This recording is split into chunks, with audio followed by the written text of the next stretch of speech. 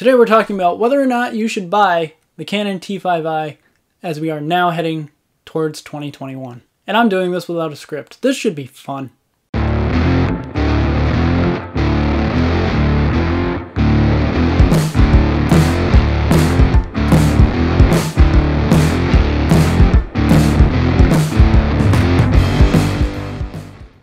So, should you buy a Canon T5i?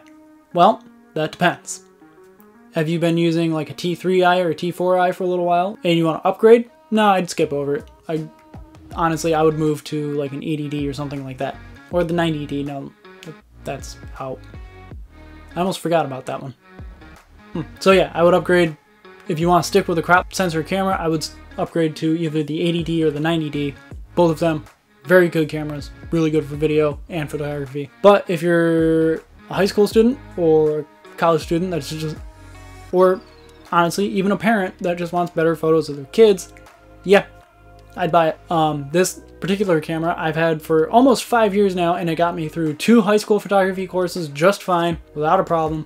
And it got me through a college level photography course just fine, without a problem. And part of that is because it's a DSLR, so you can change out lenses, and honestly, the better the lens, the better the overall image is going to be. But this is a crop sensor camera, so there is a crop factor to the image, and I believe it's 1.6. So for example, this 50mm f1.8 Olympus lens, I actually do love this lens. The 50mm focal length of this lens really becomes more like an 80mm. Which, honestly, when it comes to portraits and still photography, is great.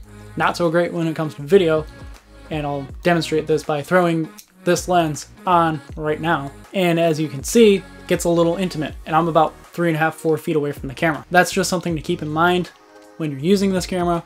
There is a crop factor to your image, so you gotta be mindful of that. Right now I'm filming at 18mm on the kit lens that came with the camera, and it's more like a 30mm. So you kind of got to do the math in your head every now and then. But once you get used to it, it's not that big of a deal. The other thing I like about this camera, it is very good for video with the right lighting.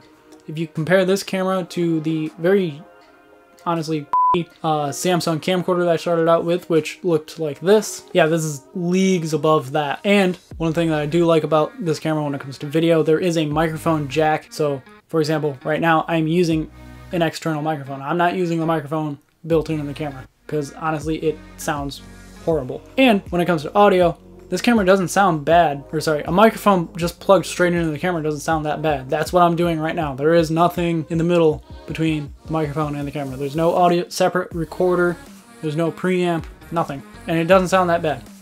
So depending on what you want to use it for, yeah, I'd buy it. I would definitely buy this camera without a doubt. If I could go back in time and have the option to buy this camera or a different camera 5 years ago, I'd probably still buy this camera. And if you're looking for one right now, you can probably find them on Amazon for like 500 bucks with the lens and a couple of memory cards. Not a bad deal if you ask me. So with that being said, yes, I would buy the camera again. And that's gonna do it for this video because my battery is about to die. So yeah, don't forget to like, comment, and subscribe, and I will see you guys in the next video.